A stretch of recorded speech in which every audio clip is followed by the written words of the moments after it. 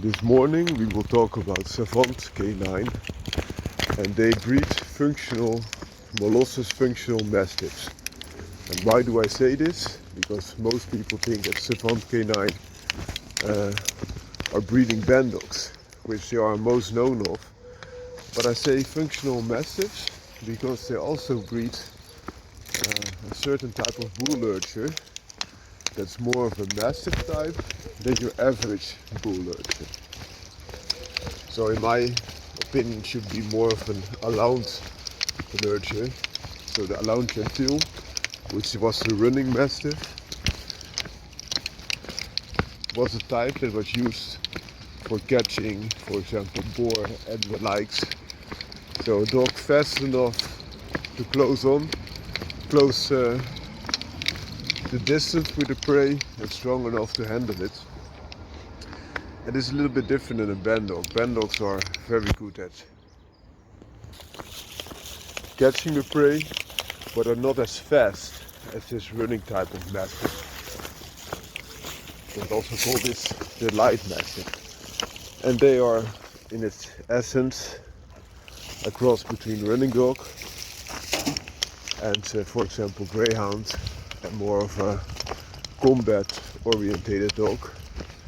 And very often, those that work their dogs are using the bull cross to do this, or the bull lurcher.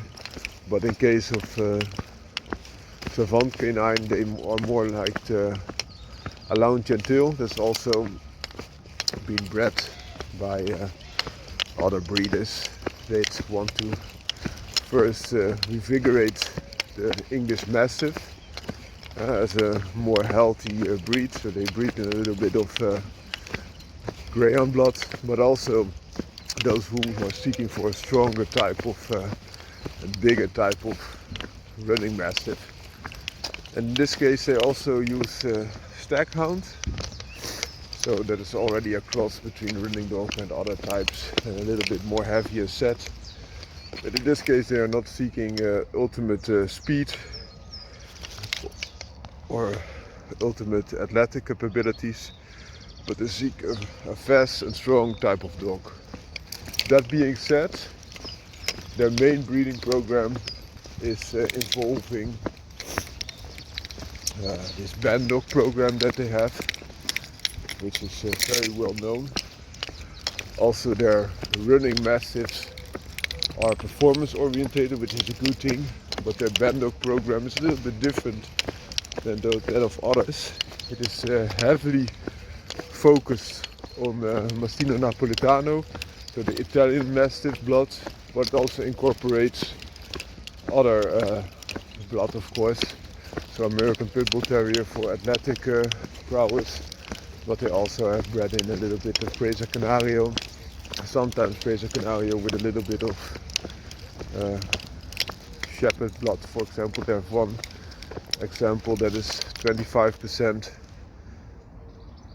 of Dutch Shepherd crossed with American Pit Bull Terrier, and the other 75% Presa Canario, which is already a band dog on its own of performance lines. And thereby they include a little bit of bull herder blood. As mentioned in other videos, the bull herder is a cross very often with other more combat orientated dogs, especially American Pit Bull Terriers and the likes, but sometimes also they use some Mastiff, and they also do that bull. In my opinion that would be more of a Mastiff, but also, like they mentioned, the bull lurchers are also, in my opinion, more Mastiff lurchers. But let's not get caught on names.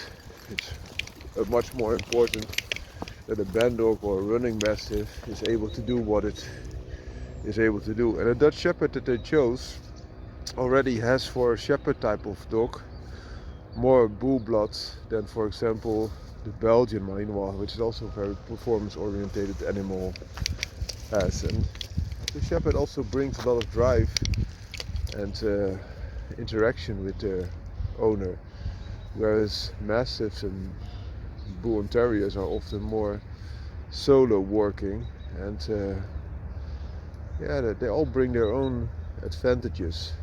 The drawback of crossing all these types of dogs could be that you are losing some of the functionality because it will be scatterbred, but you can counter that by performance selection, of course. Then you only have the benefits of the rich gene pool. So a long story short, this breeding program by Savant K9 is very interesting, and I'm really wondering if in the future those two breeding programs would not collide. So what do I mean with that? Is that the bull lurches, or they're running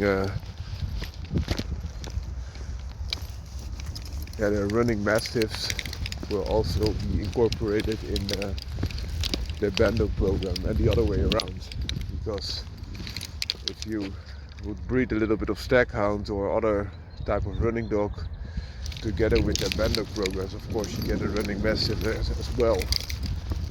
And if you breed a little bit of running Mastiff into your Bandog program, you get a dog that's more athletic and faster.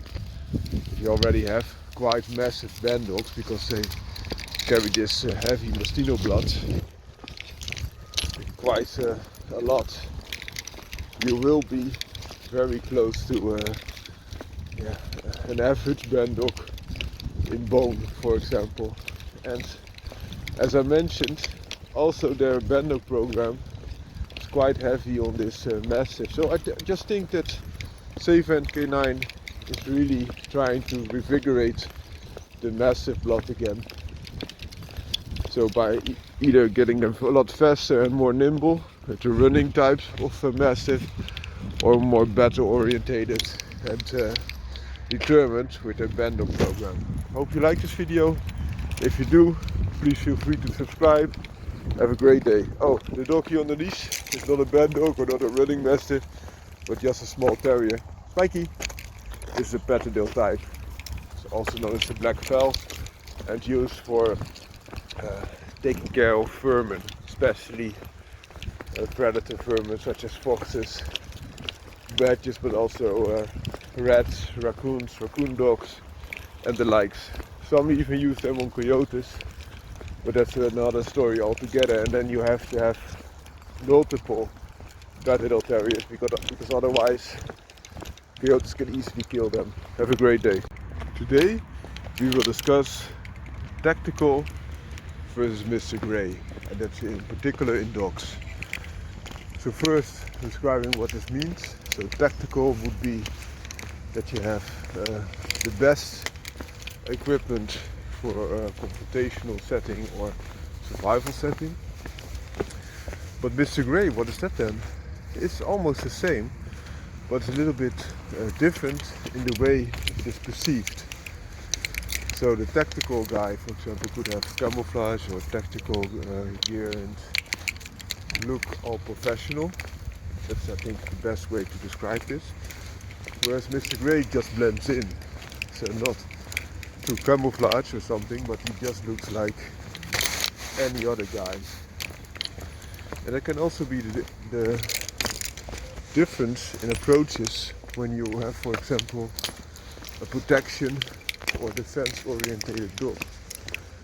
So one example of a tactical dog would be either a military or police type of dog, such as the Belgian Malinois, which is known for its tactical purpose, or a band dog, which is very much impregnating, strong type of dog. And you could also think about bigger, some Mastiff blood dogs. So take the example of the latter. Mastino Napolitano has a completely different effect on people, its appearance, as compared to, for example, the Saint Bernard. Well, both are big, massive type of dogs, and for example, the Saint Bernard even has interactions with the English Mastiff. They are completely different in perception. And if you know that, there's also a dog that is known as the Moscow watchdog, who looks like a Saint Bernard, but still has a lot of protection drive in there and could be the best of both worlds. So a dog that has tactical possibilities in the body, the shape, perceived as a Mr. Grey blending in Saint Bernard. Just a big dog, but not a dog for tactical means. We started with those shepherds. Did you know, or do you know, that there is a dog that's closely related to the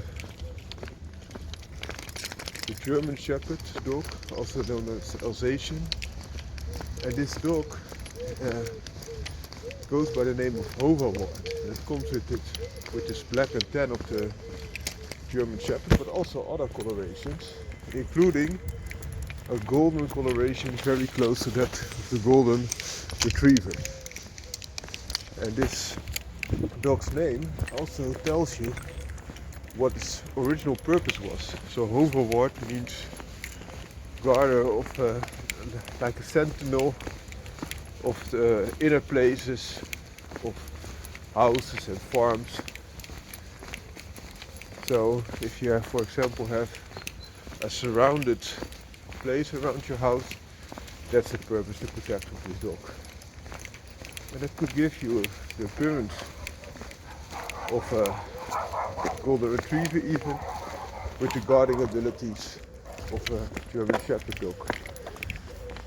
Another example, if you were looking for a dog that also has much of the guarding instinct as, for example, a Bandel can have, but is also as laid back, is a Pyrenean Mastiff. If you get one from working lines, they look like an overblown golden retriever again, but then more silky hairs and bigger, of course. What are livestock protection breeds? Same can be said if you want a dog that looks very sleek but still has protective properties. You could look for example, Rhodesian Ridgeback. It looks very friendly, and it can be, but also a very good protection breed because they're still bred to perform. So on average, it could be that you have a slightly different body shape. This is not the mainstream perception of a type of protection dog or defense dog. It could also be that you have a dog with different coat, which helps a lot with different colorations. The Moscow watchdog, that looks and it carries a lot of Saint Bernard blood. So even if you are looking at smaller size dog, you could get a dog such as a soft-coated Wheaten Terrier, and have a dog the size of a Staffordshire Bull Terrier or American Staffordshire Terrier, something in between. It's also a terrier, but looks completely different.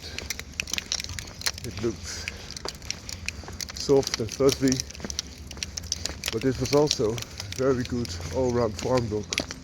I'm not saying it has the same strength or tenacity, but some strains are very good and also are crossed still with working bull crosses.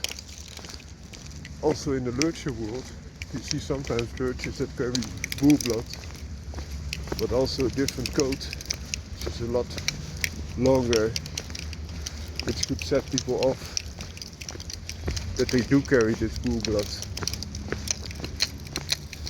Another example is what they did to, for example, the Labrador Retriever with the Labradoodle. That dog looks completely different because of the poodle influences. same could be done with other breeds as well. And you don't need the Labradoodle ingredients. So for example the Labrador and the Poodle, but you can just mix another dog that has a similar coat to a Poodle to more of a Bull and Terrier or a Mastiff blood dog. And some dogs already carry this type of coat. For example, some defense dogs that are more of the Russian areas. You even have a dog that completely resembles a mob, but is a formidable protection dog, the Commandor. A very big dog, very athletic dog also for its size. And you also have dogs like the Majoritic Shepherd that could also be of interest to you. I hope this video was interesting and helped you out about this tactical versus Mr. Grey appearance thing, and you could decide for yourself what are the benefits. So some people say that the tactical part helps because then they are perceived as tactical, but the Mr. Grey devotees will tell you that you should never stick out because then you will be first. Have a great day.